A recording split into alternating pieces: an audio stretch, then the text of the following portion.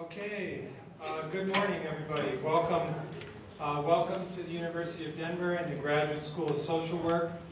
Just to make sure you know you're in the right place. You wouldn't want to find out that you're not at the vacation resort planning session, but rather at the animal abuse link screening and evaluation workshop. So we want to welcome you to the Graduate School of Social Work. On the behalf of the Institute for Human-Animal Connection, we would like to have you feel like you're a guest and well taken care of for the next 2 days. So I'd like to introduce myself. My name is Tedeschi. I'm a faculty here at the School of Social Work. I've been here at the School of Social Work for going on 15 years this year. My colleague, Dr. Frank Ascione, who you'll meet later this morning, is the Executive Director of our Institute for Human-Animal Connection, and he would like to also welcome you to the event here today. I want to just tell you a little bit about the event and walk through the next couple of days with you and give you a bit of information and kind of get you set for what we are intending to do the next couple of days. First thing that we're trying to do is begin to really orient Colorado specifically to the issue of link violence. And what we're talking about when we refer to link violence is the correlation between animal abuse and other types of human health outcomes. So this is a very unique event in that we're trying to specifically change the landscape of the knowledge base that our Colorado practitioners have in regard to this topic. You'll notice I put up the website for the Institute for Human-Animal Connection, and when you have a chance, if you haven't already had a chance to explore the site, it'll tell you a little bit more about the project that is funding this particular workshop. We have been working for the last 2 years on what we have been calling the Colorado Link Project. And the Colorado Link Project specifically is a 2-year funded project by the Animal Assistance Foundation that's located here in Colorado.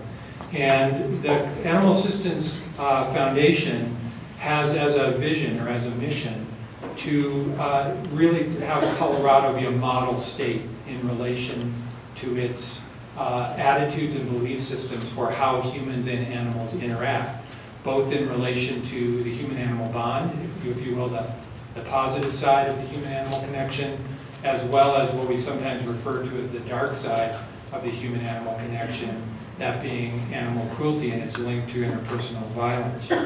So we started this project in 2009. And the first year of the project largely attempted to understand what we were doing in Colorado in relation to animal cruelty. So the first year we collected a lot of information. We've traveled all over the state. We've looked at hundreds of animal cruelty cases. We've spent a lot of time with professionals who encounter animal cruelty in their day-to-day work. And what that has helped us do is understand what some of the needs are to improve our functioning in Colorado in this area. And one of the outcomes of that needs assessment is culminating in today's event. And I'll talk more about that here in a moment. But largely what we are trying to do is make sure that our professionals, those persons who are in the field across Colorado, have accurate information and some of the tools they need to accurately address link violence and animal cruelty as it presents in their particular work. We've literally talked to hundreds of people over the last 2 years, worked collaboratively with many organizations, multiple law enforcement organizations. We have outstanding colleagues here in Colorado. You are them, and you're going to meet some of the founding participants of the work that's been going on here in Colorado for a number of years. Colorado is, in many regards, ahead of the nation in this already because of the leadership that's been provided. What we hope to do is take a solid step forward today again. The second year of the Colorado Link Project has focused on developing specific competencies, what we're referring to as toolkits. And those toolkits will be available later this summer on a publicly available website. All of the material will be downloadable and available to the general public. These materials are directed specifically at all of the different professions that encounter animal cruelty.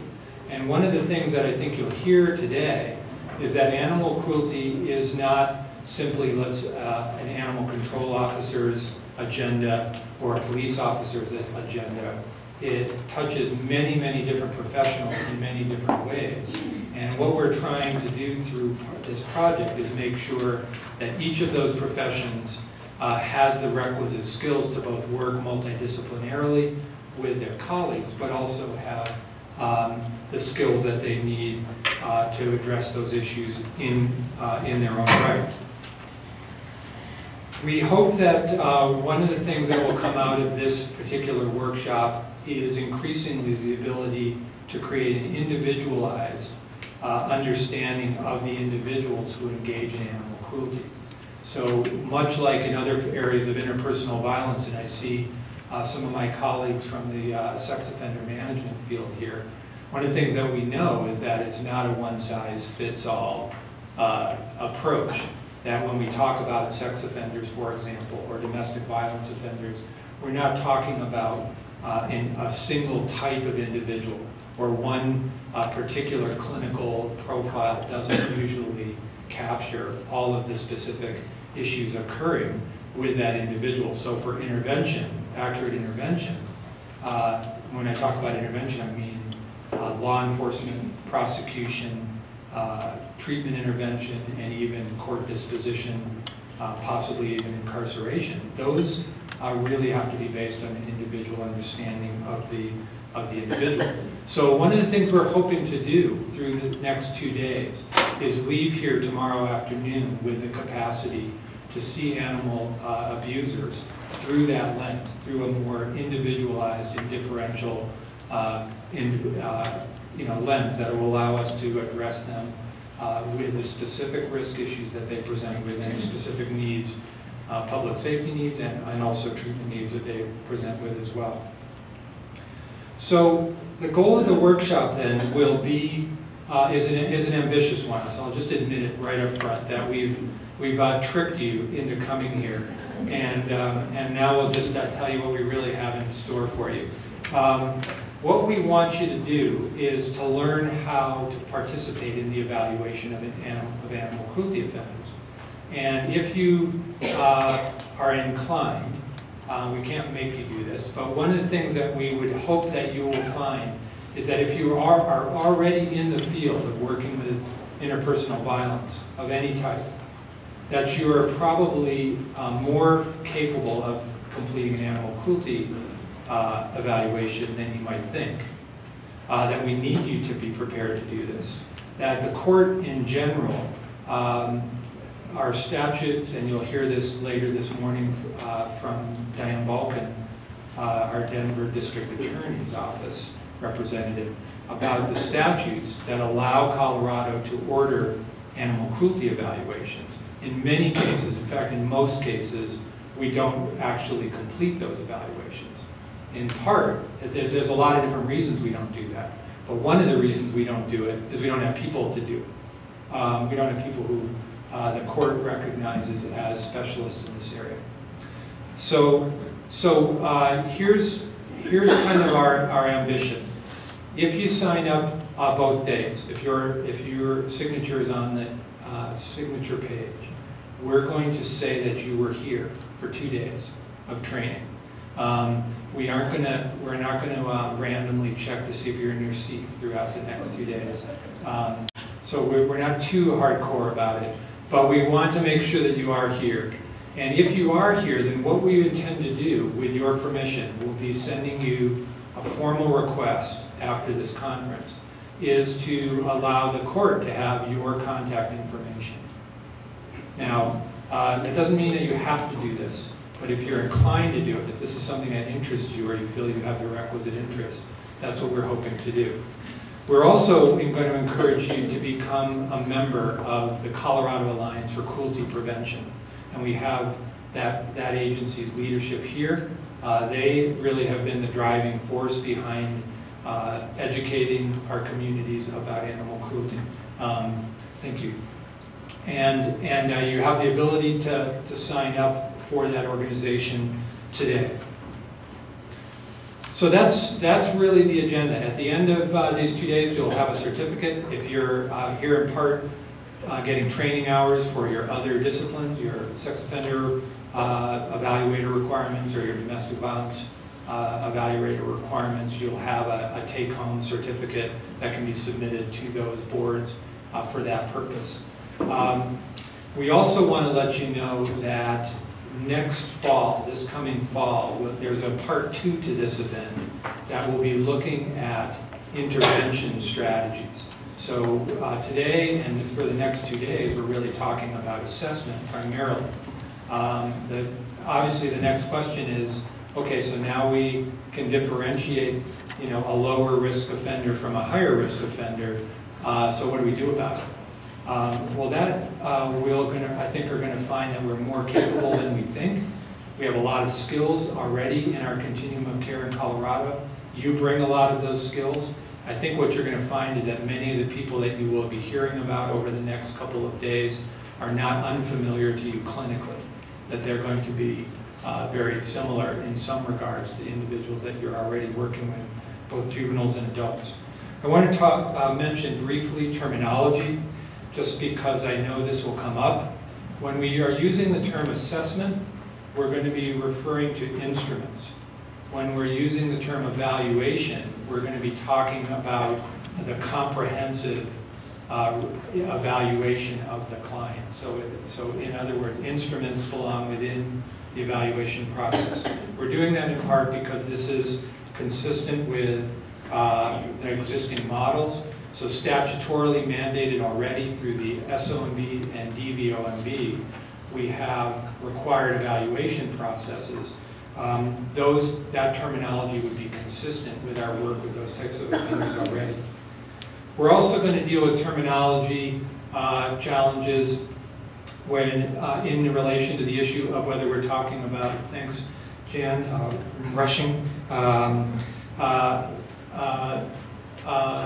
talking about abuse. She threw me off. I should get 30 seconds back for that. We're going to hear the term abuse and we're going to hear the term cruelty. We will have proponents for those different types of terminology in this room. What I'm going to encourage you to do is get used to dealing with a bit of ambiguity today.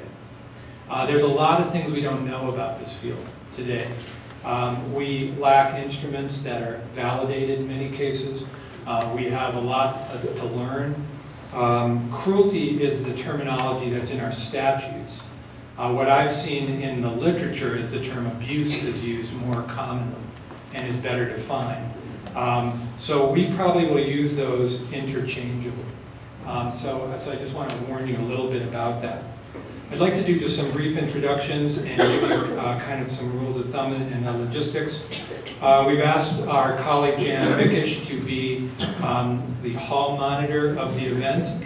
As you can see, she's already up to the task. Jim Pyle, who's my colleague and the project manager, who's standing in the back of the room with his hand raised. Is he under arrest, Joe? I think it's you kind of looked. You kind of had that look, Jim, where you were. So if there's anything that we can do for you, anything you need, please don't hesitate to get a hold of us.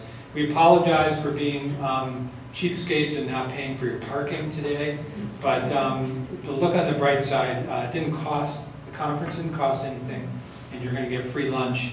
Tomorrow you get pizza and beer. I'm kidding, but you are getting pizza. So for the most part, it's hopefully a good deal.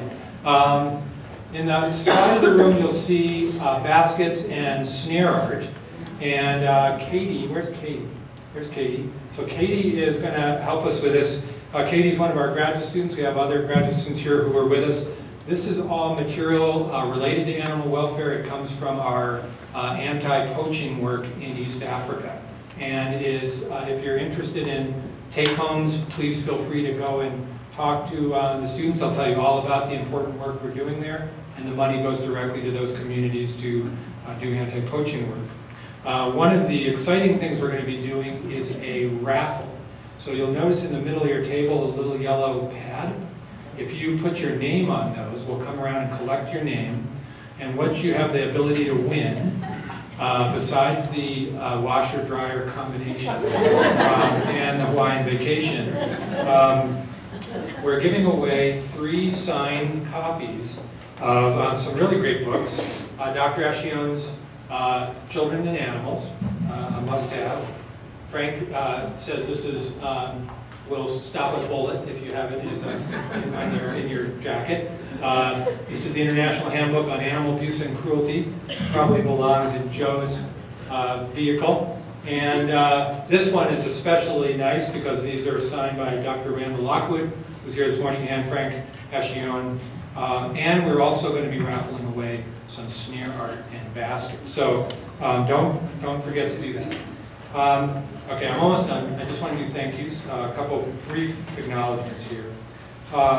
Really, we have a lot of people to thank, so I'm going to miss somebody, I'm sure. But I want to identify Kay Dallinger, and Jan Mickish, Kath Schoen, Aubrey Levizzo, and Diane Balkin, and our core constituents. There are probably others from CACP whom I'm missing. Cheryl Davis. I have Cheryl on my other list. John Cotton. Okay, thank you very much. And you'll see John tomorrow. I also want to thank the ASPCA.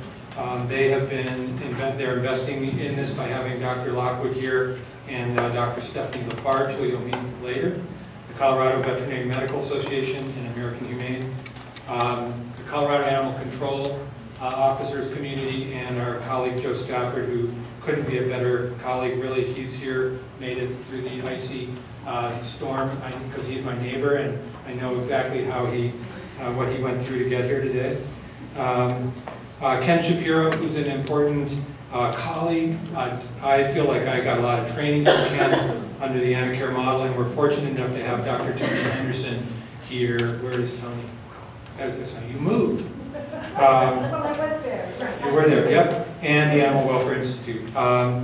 Thanks to our DU folks, Ethan, David Rossi, Hagit, who's our PhD student from Israel, who's here, Katie, and we also have therapy dogs in the room.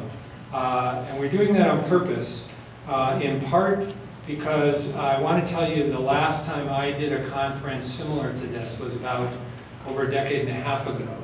And I'm not kidding about this. On the way home, I got hit by a train the last time I had a conference like this. So you might be talking to one of the only human beings to survive a train accident after an animal cruelty conference. And what it taught me was that animal cruelty is an intense topic. And that despite making this drive thousands and thousands of times, I was literally in such a, I guess, kind of dissociative state that I pulled out in front of a train, noticed it at the last minute, slammed on my brakes, and the train hit the front of my car and pushed me off the tracks. So I don't, unfortunately, I'm a slow learner. I'm doing it again. But what I want to encourage you to do is take care of yourself during the next couple of days. We want you to get outside, get food, stay well hydrated, stay well fed. If you need a therapy dog to come visit you, where are therapy dogs in the room? You guys raise your paws really high so that people can see them. One over there, there's Banjo, Ranger, who else we have? We have Raven and Kirby. Okay, so we got plenty of great dogs, and they are well cared for dogs, and they love to come visit you. Okay, that's it, and sorry for going a couple minutes over. I've already broken my own rules. The bathrooms are out this back door just to your left, and please feel free, if you have any questions, to come find me. Thanks very much.